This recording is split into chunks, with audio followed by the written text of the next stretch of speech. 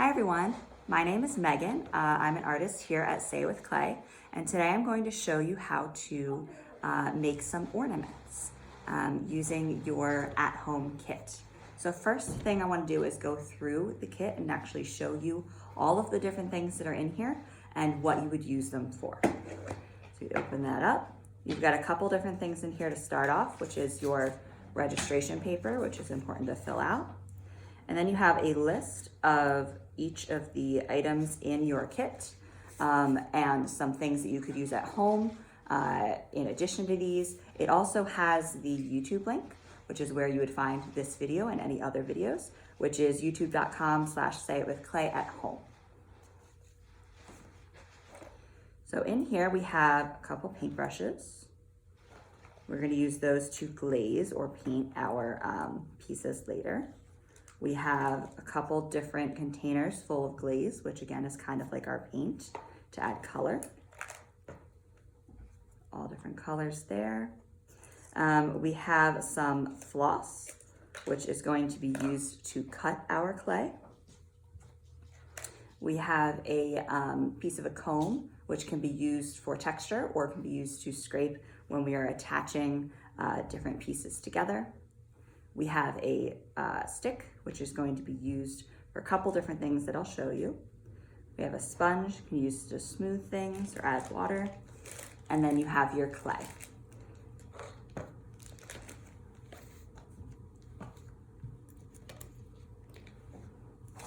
All right, so first thing that we're going to be doing with our clay to make our ornaments is we have to wedge this, and we have to do this with our clay at any point. So if you take your clay and smush it back together, you're gonna have to wedge it again, and that's to get any air bubbles out. So the way that we wedge it, and I actually like to stand for this part, is you're going to basically do it as if you're kneading dough. So you're gonna push it away from you and pull it back. Push it away and pull it back. And as I do that, I'm gonna do this kind of spirally thing.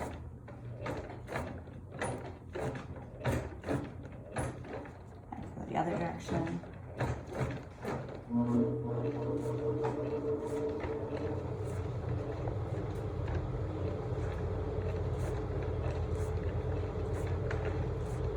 And we want to do this at least like 20 different times, I would think.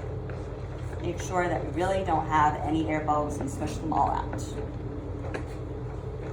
Once we do that, we can take our floss and double check that there's no air bubbles by, and this is the cool part, pulling it through.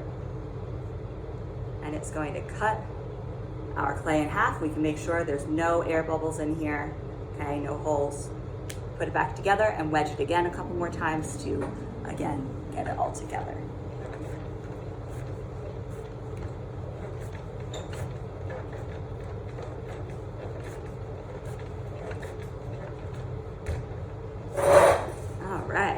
So now that we have this all wedged, we are ready to make it flat, to make our ornaments. So I'm going to start by actually, and this is the fun part where you get to get some of your feelings out, and I get to punch my clay.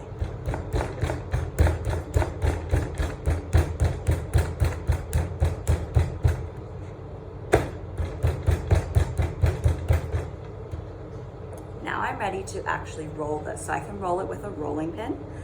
If you use your rolling pin for food, you need to wash it really, really well before you use that for food again.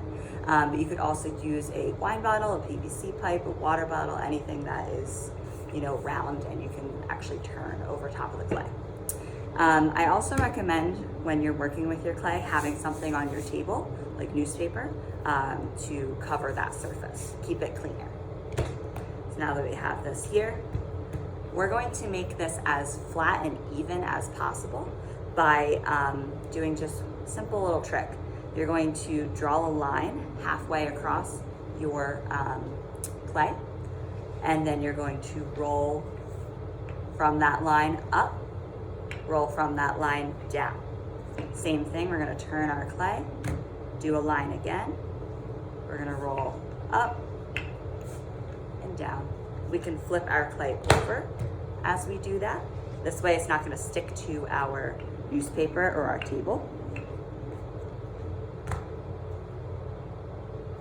every time. We're doing the same thing over and over again. And that's going to keep it nice and even for us.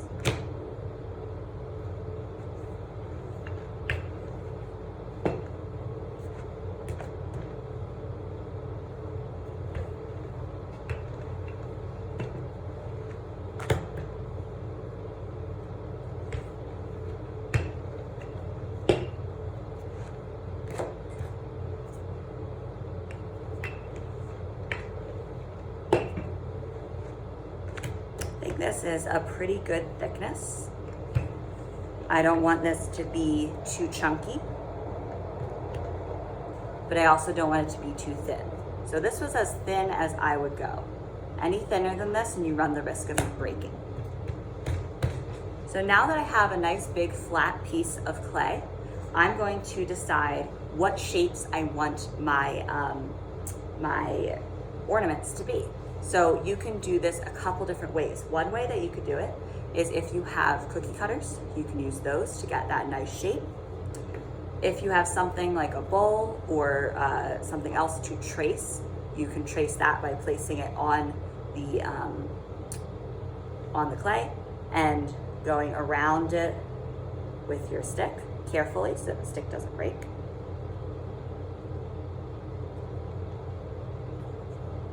And you can have that shape there. You could also do it by drawing on a piece of paper, cutting that out and using it as a stencil, or you can just freehand your design. So I'm going to have one circle design, and maybe actually I'll do a couple circles so I can show you some different techniques with glazing and decorating. So you can also draw this first, just lightly press in like that. And then from there, cut it out.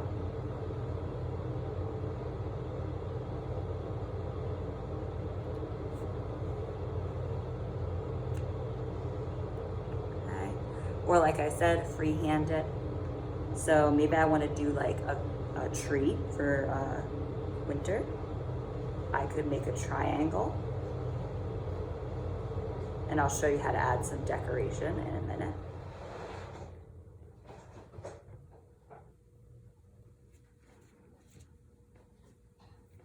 Triangle there. Maybe something like a star or a heart would be easy to do, or you know, like more of an oval shape. There's all sorts of different things you could do. You could also freehand something like this. It's a student made in one of our classes, and it's a snowflake. Something like this though, you'd want to keep these more chunky like this is, because if they're really, really thin, then they might break off. And that's why I didn't put a stump on the end of my tree, because I was afraid it was going to break if it was coming out from my clay. Anything too thin might break.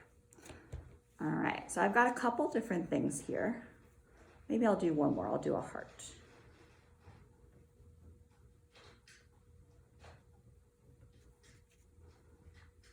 There we go. I can put my extra clay to the side. I can leave this flat in case I want to make more later.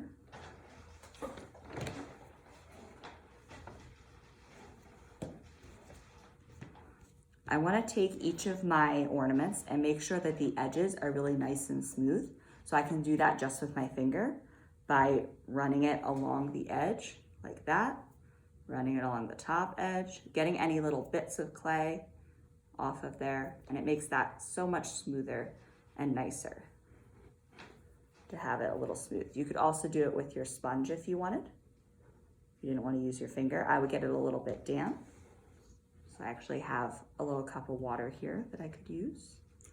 You do want to be careful with adding water. You don't want to add too much, because then it'll make the clay kind of slimy, because it can't absorb any more water. But I really do think using your finger is the best method for this. Okay, so you go and do that for each of your ornaments so that they're ready to go for decoration. So this is where you can get really creative. You could decorate purely with glaze, which is the paint.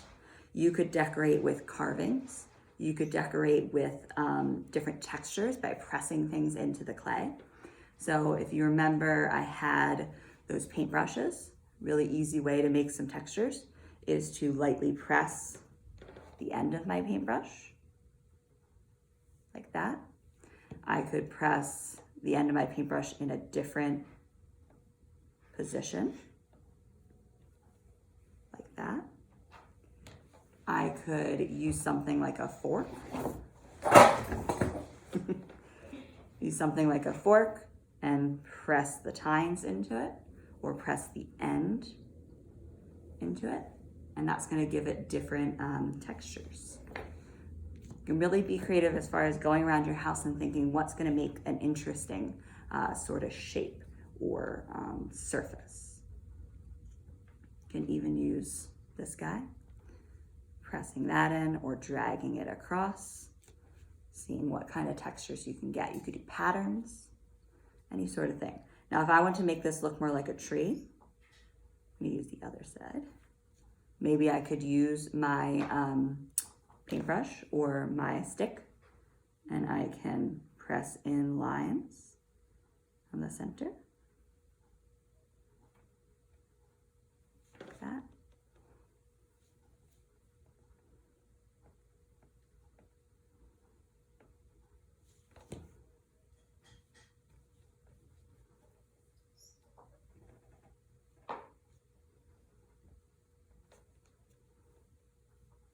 You can see there that kind of is mimicking sort of tree designs there. And then I want to show you how to do some with some glazing. So with glazes, first of all, they're not actually paint.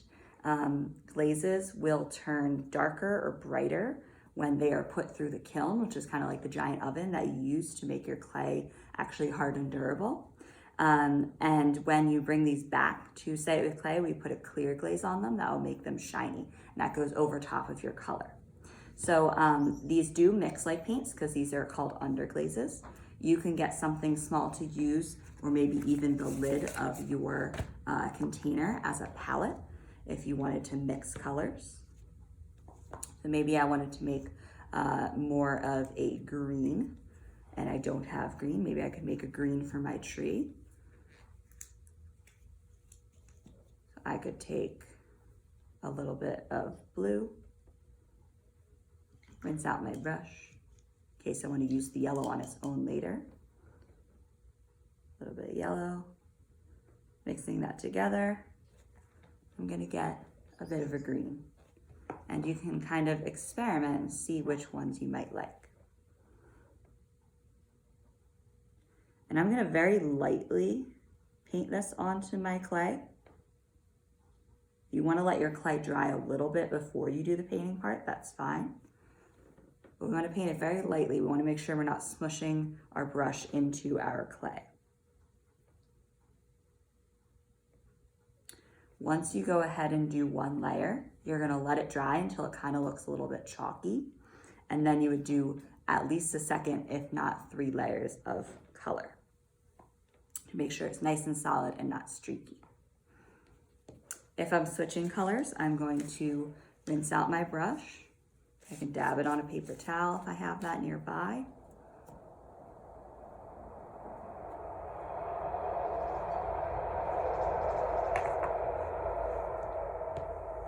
And I want to show you just glazing patterns onto this, and I also want to show you glazing and carving, which is actually a technique called sgraffito. So I'm going to maybe use yellow for this one. I could do different lines.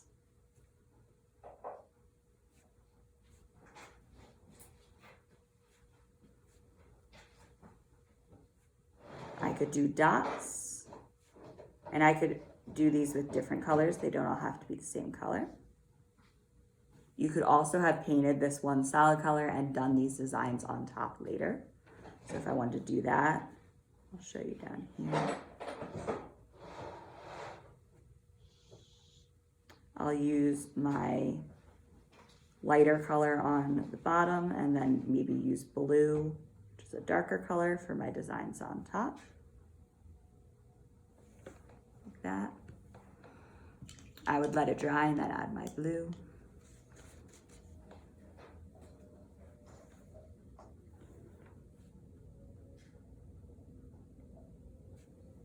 I kind of imagine these circle ones as if they're ornaments themselves.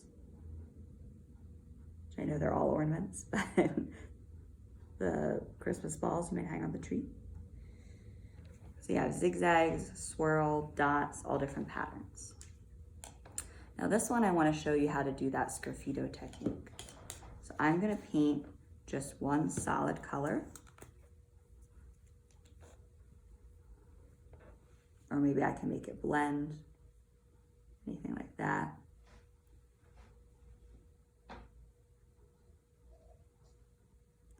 But I would let this dry, which I'm not going to, but I would have you let it dry. And once it's dry, you can carve into it with, you know, this needle tool, with the end of the paintbrush, anything that you have. You could even use like a pencil. And I can carve away the top layer of glaze and clay to make a pattern, or maybe to carve a word. Like that there.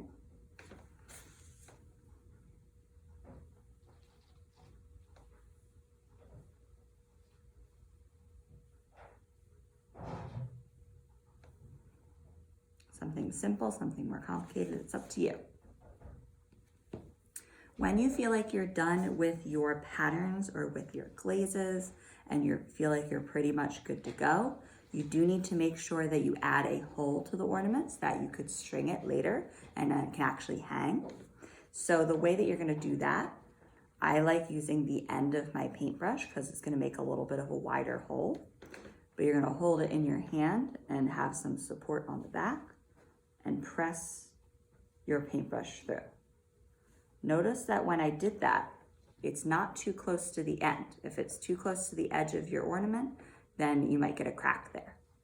Also, it's nice and clean on the front, but if you look at the back, you can see that the clay is kind of over the hole. So you wanna make sure that you actually clean that up so that you're gonna be able to get your string through later.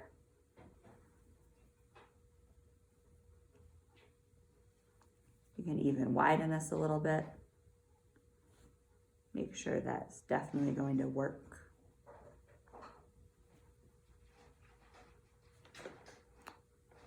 And then that would be good to go.